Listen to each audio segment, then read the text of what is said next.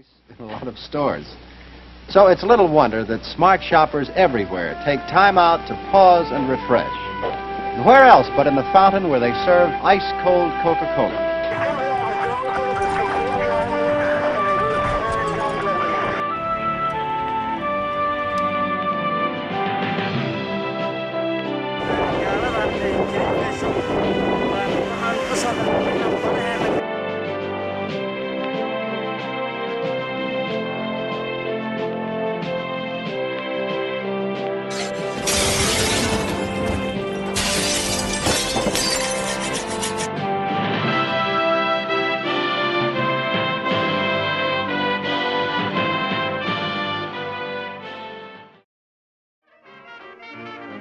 The eMilitia Podcast, Episode 53. Connor Boyack and the Tuttle Twins. Enjoy.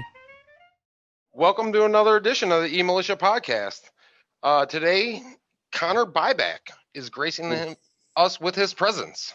If you don't know Connor, he is a man of many ambitions and he's done a lot of stuff. Specifically today, we're going to be talking about his books, The Tuttle Twins, and his cartoon, The Tuttle Twins, that will be starting soon. Welcome, Connor. Hey, thanks for having me. We appreciate it. I'm a fan. I own the books for my kids. I believe Bootlickers is a fan too and has books for his kids. Absolutely, yeah. Got full sets.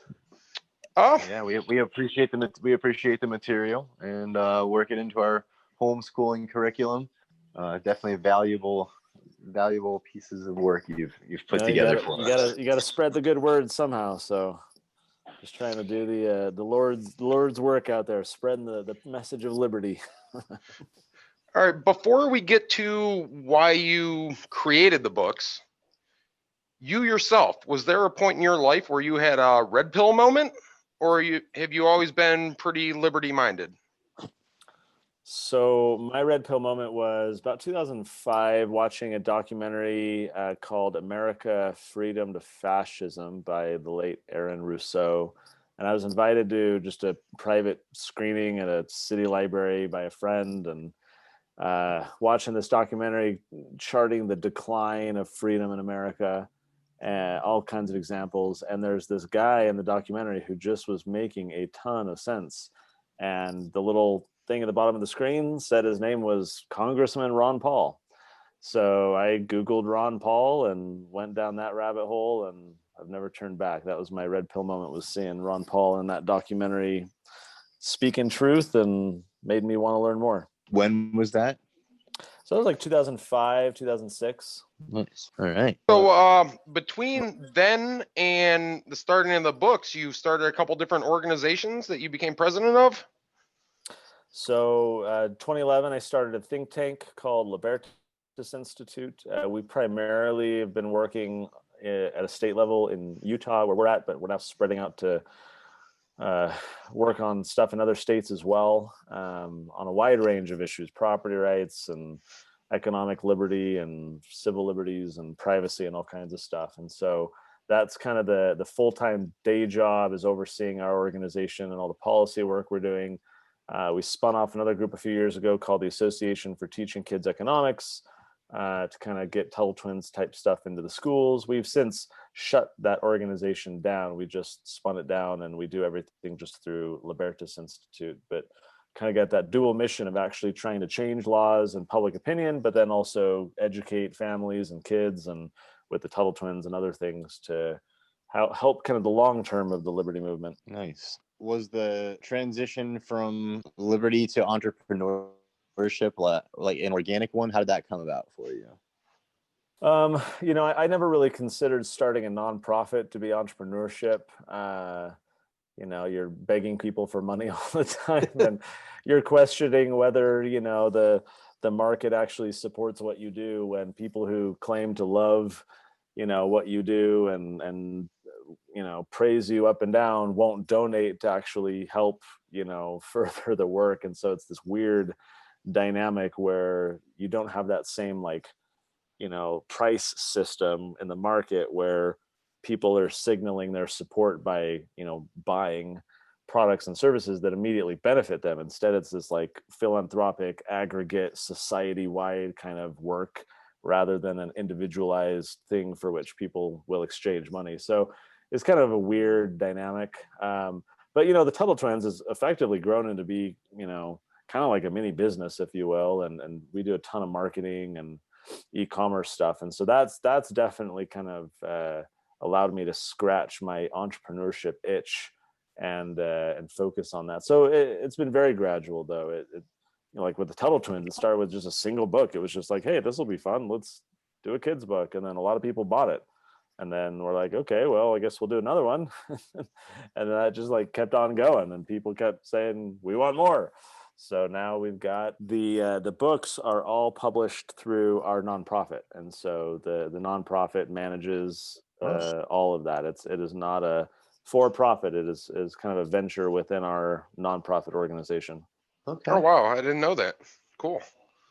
That's new. That's new to us. Okay. Well, and it's nice because it's a way that kind of sustains our work overall. You know, the revenue that we generate allows us to, you know, do a lot of the policy work and education stuff outside of just Tuttle Twins. And so it's been very helpful in that respect. Well, I like that it's like putting your money where your mouth is. We talk about educating our kids correctly. So you start an organization, figure out a way to make some money off it, and you're using that money to continue the education.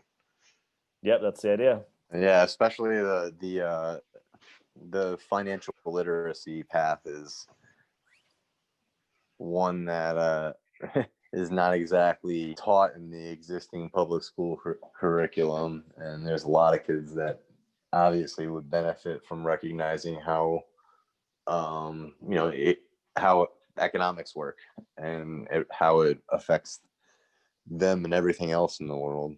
I would argue it even goes one step further. It's not just that this stuff is not being taught in schools. It's so often that the exact opposite is being taught in schools, right? It's government dependency and central planning and top-down command and control and subsidies and socialism. And, you know, it's not just an absence of information about free market ideas in the schools. It's a antipathy towards those ideas in some cases, or that kids are being encouraged to support democratic socialism and the like.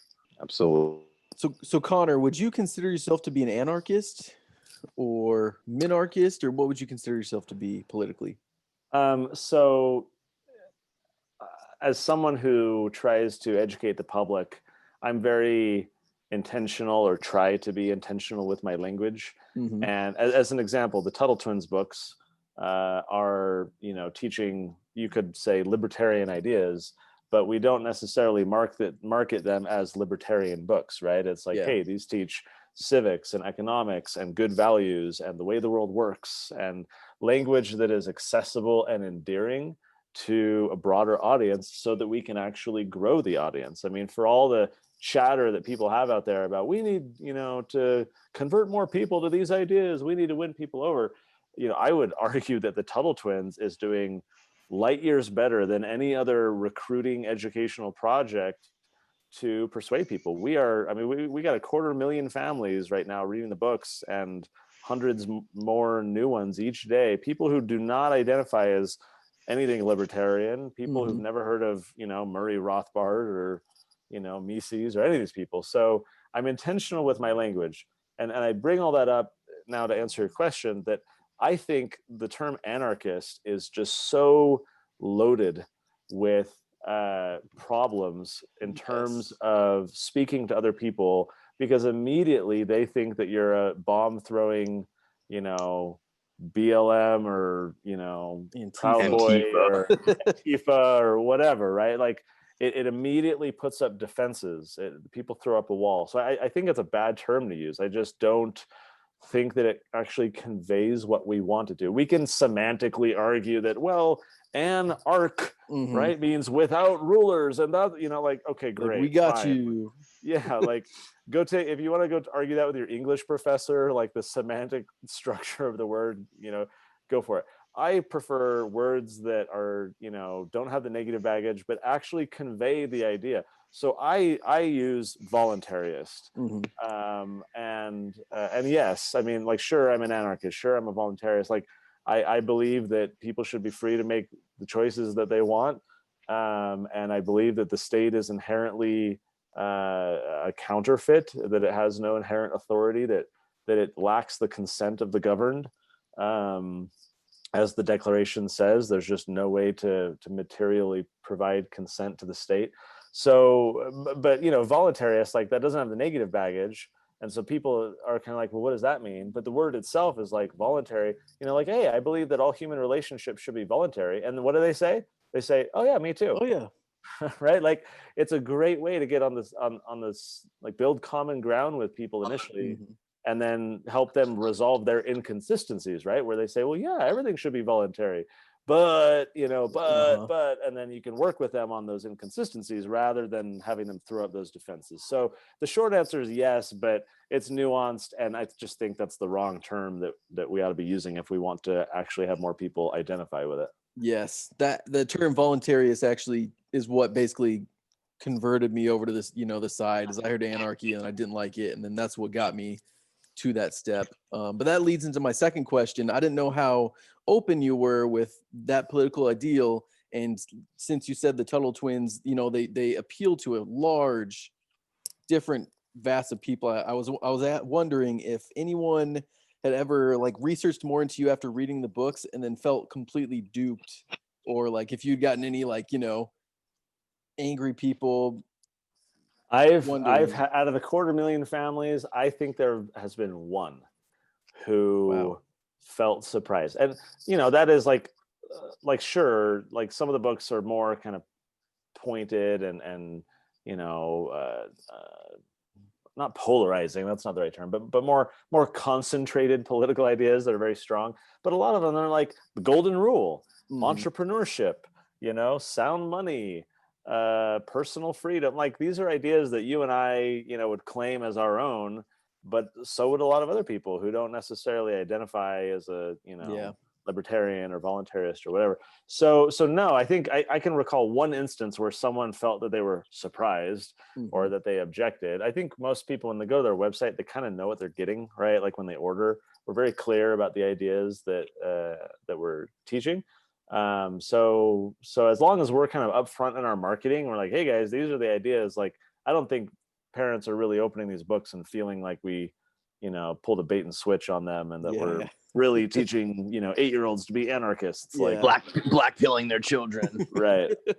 Let's get I'm buying my niece a set this Christmas to blackpill her and my sister. I know that's an issue that I seem to have, is I'll agree a lot with the more normal Republican conservative type person, and then all of a sudden, I'll start like introducing a little bit more, and then they're like, hold up, wait a second. And so I ever wondered, if that ever happened to you on a much larger scale, since I think what I try and remember is that everyone is on a different part of their journey. And just like I was a statist and I was a, Republican, and I supported the, Iraq war at the beginning, and, like, I just believed what people told me to believe, and I didn't know any better. So I've had to come on my own journey. Why would I not want to be patient with other people who have never heard this stuff before, or who are just at the beginning stages? Like, we all incrementally, address those inconsistencies. I mean, maybe not all. Some people just cling to their, and compartmentalize, like, oh, I believe in property rights, but, and then override that initial statement with all the inconsistent things they support. So, a lot of people do have those inconsistencies. I think that's part of human, just life. But no, I try and be, patient with people. Like, it took me several years to kind of red pill, if you will. And some people are at the beginning, some people are halfway through. Like, I think we just got to kind of keep planting those seeds and nurturing. And, so I've had people in my personal life who had that same reaction. Oh, you're crazy. Oh, that's totally wrong. And then like 3 months later, they'll shoot me a message, or, we'll be at lunch, and they'll be like, oh yeah, no, I totally agree with you now. I had to kind of sit on that for a while. And so I think we just got to understand that. That's why I like the idea of adults reading it for the first time in a kid's format, because for the most part, they're going to agree with everything that are in your books. like the golden rule and things like that. Like yeah, I totally believe in that, and it gives it to them in a real simple way. And it's something you can help build and expand on when you're talking to them. That's precisely the strategy, right? Like I'll use the example you brought up, the golden rule. Like everyone's going to say the golden rule is important, it's great, it's right, but in that same context of the golden rule, we are then able to discuss the non-aggression principle, which is very synergistic with the golden rule, right? It's kind of very complementary. And so then we got them hooked on the non-aggression principle, and we can drop a little seed about foreign policy, right? Like that book at the end, it says, oh yeah, this book is kind of incorporating ideas from Ron Paul's book, A Foreign Policy of Freedom, where he talks about how the golden rule applies not just between individuals but between entire countries. Like suddenly we're planting these seeds where, as a new war is being proposed, or this, that, or the other, these people who have that context and read the simple kid story can realize, well, wait a minute, like, we wouldn't like that if someone did it to us. Why should we be doing it to them? So it very much is just planting seeds and helping families, parents and their kids, have conversations about ideas that matter, and be able to kind of slowly red pill themselves. Like, oh, hey, I'm at the grocery store. There's 18 kinds of potato chips. Now I get from that Tuttle Twins book where it talked about spontaneous order, It contextualizes it appropriately. And like you said, just it opens up the door to a lot of different conversations, and you can build on different things from there. We've definitely, I'm very happy with a lot of the conversations that have resulted from the books with my children, and even when they have friends over for homeschooling activities and stuff, we'll share them, and kind of they get passed around, and then we get new families that are like, wow, this is really great, and then hopefully they go out and buy themselves a set of books. That's awesome. It's definitely a conversation starter, and it gets the gears rolling. And by doing it at such a young age, hopefully we'll have less people to convert and more people that have been about this since the from the start. The example I use is this: for all the people in the liberty movement, all the organizations, all the money being spent, all the activism, fundamentally they're basically all trying to educate adults.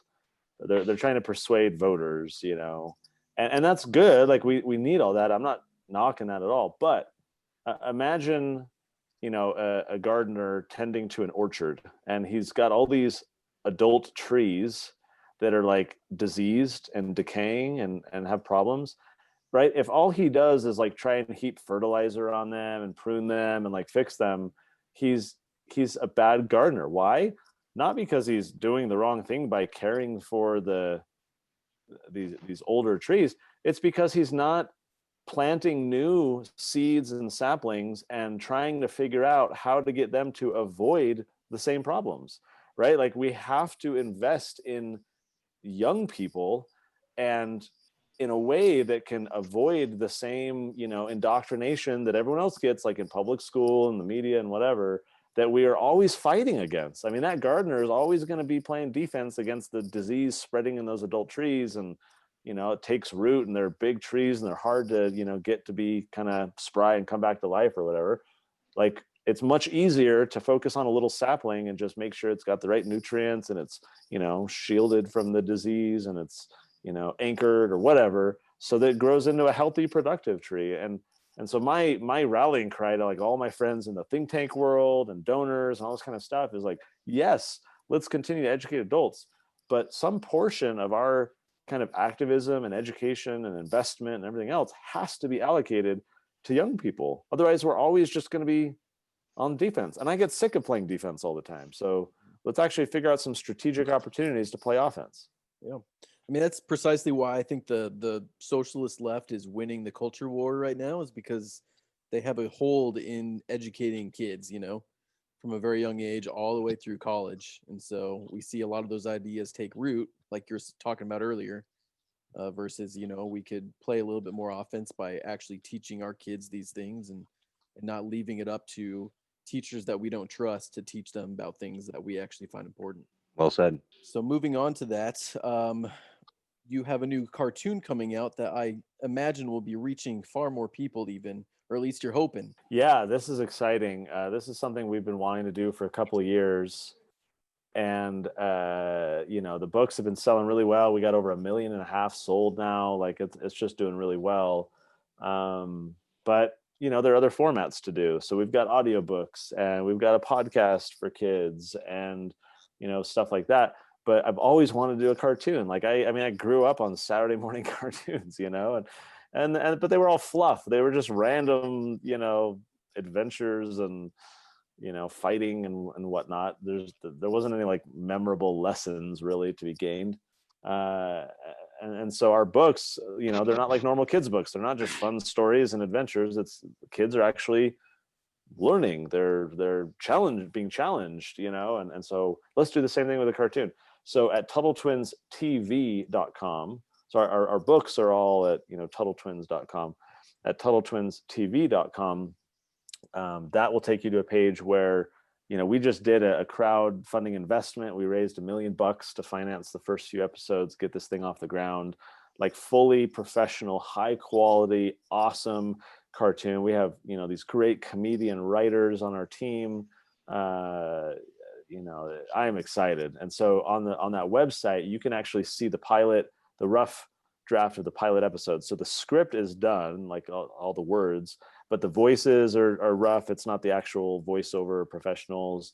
And it uses what's called an animatic, right? So it's not an animation. It's just kind of the, quick sketching to kind of show what it will look like. And so now that we got the money raised, we can actually go, pay the voiceover artists and the, illustrators and the animators to go turn this thing into a cartoon. The goal is to do like a multiple season thing, right? Like let's blow this up and let's have merchandise and let's, have all kinds of stuff so that we can really expand what we're doing. So it'll take us a little while. This is very, laborious activity, I'll call it, to pump out animations like this. But I think over the next year, we're going to be able to release a few of these episodes and then hopefully just put the floor to put our foot in the gas pedal and keep going and keep going quicker.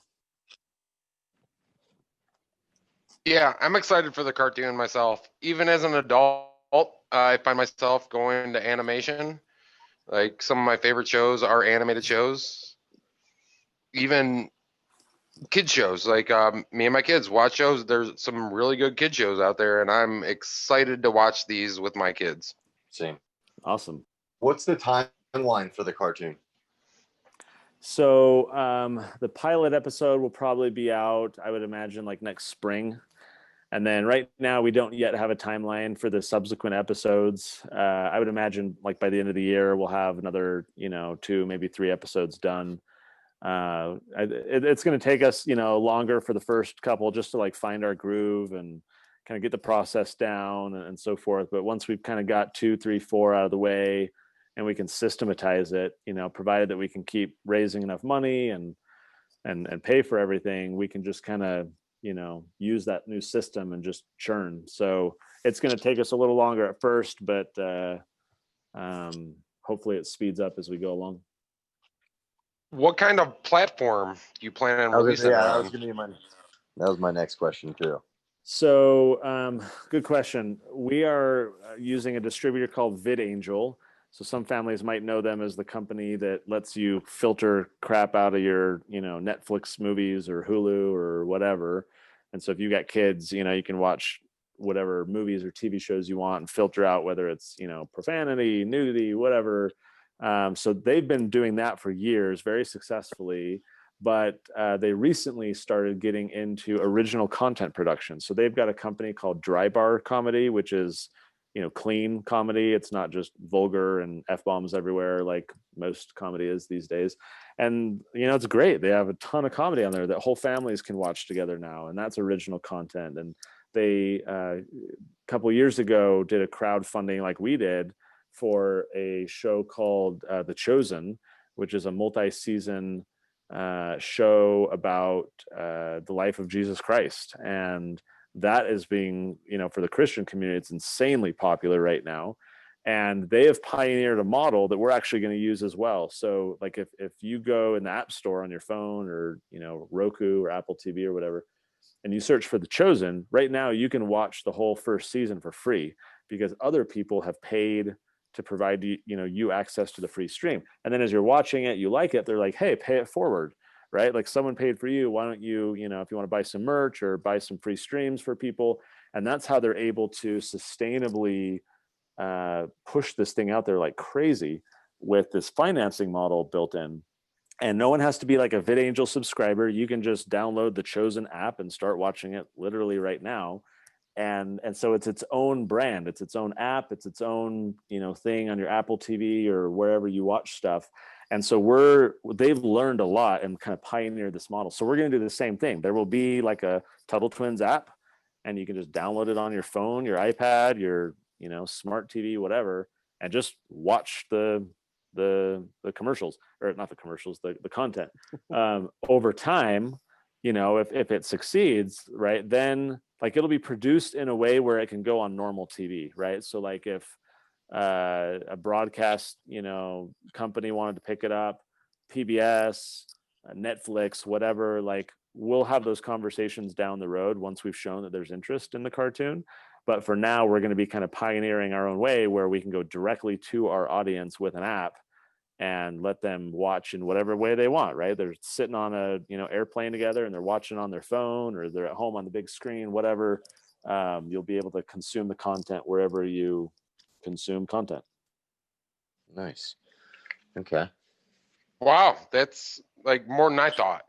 I thought it'd be like a pay to subscribe, or like it really difficult to get. Like it sounds like you're just making it available for everyone.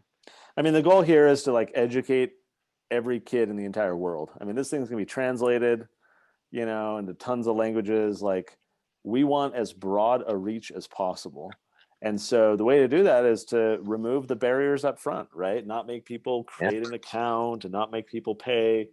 But instead, if we're like, just download it and start watching immediately, great. But that pay it forward model is how the people who, like you guys, are like, this is amazing, I want to make sure more people can watch it, right? Then we give the community a way to support it and say, like, we're not going to be able to keep doing this if you guys don't support it. You watched it for free, right? If you liked it, what's it worth to you? Or what, how do you, if you're passionate about this, kick in $100 or whatever to help us just continue to pump it out there around the whole world. Oh, I mean, like I'm not against pay to. I think all of us pay to watch stuff anymore. I don't. A lot of people still have cable, which is weird to me. But I pay for apps to watch the things I like to watch, and for what it costs, I would definitely pay for the Tuttle Twins app. Definitely. No, I was just saying we're kind of winding down, and I just want to make sure there's if there's any other things you want to plug, Connor, or any other ways you want to put us in. I will let you plug, Connor. Sure. So, as many people know on this podcast, I'm a member of the Church of Jesus Christ of Latter-day Saints.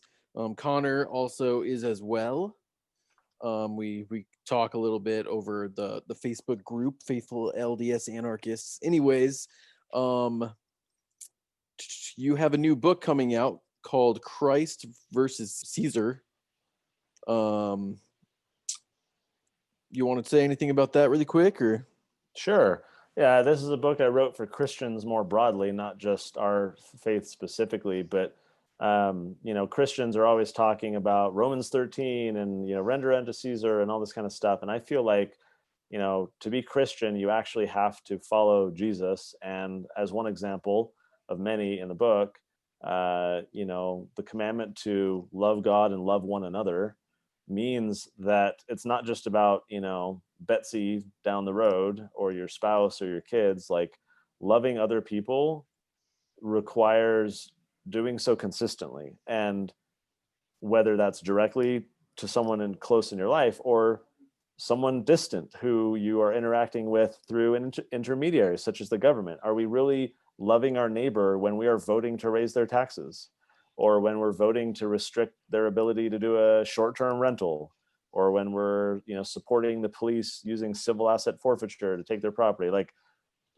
people seem to compartmentalize, like, oh, on Sunday I have all these values and I believe in love and so forth, but then completely separate that from their political opinions and who and what they support, through the state, the government.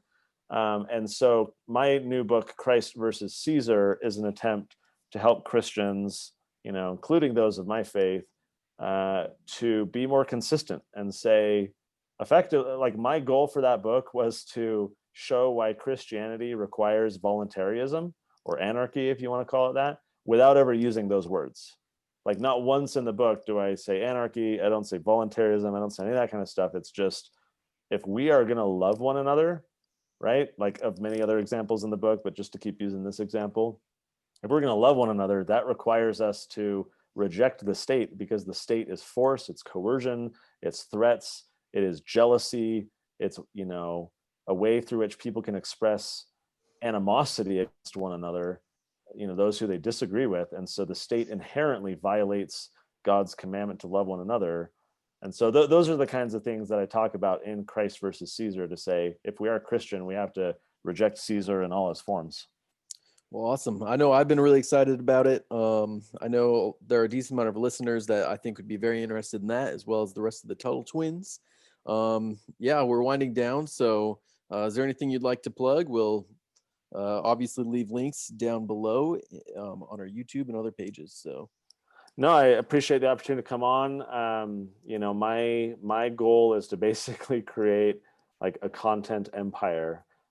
We've got books for kids. We've got books for teens. We're coming out with books for toddlers in a few months.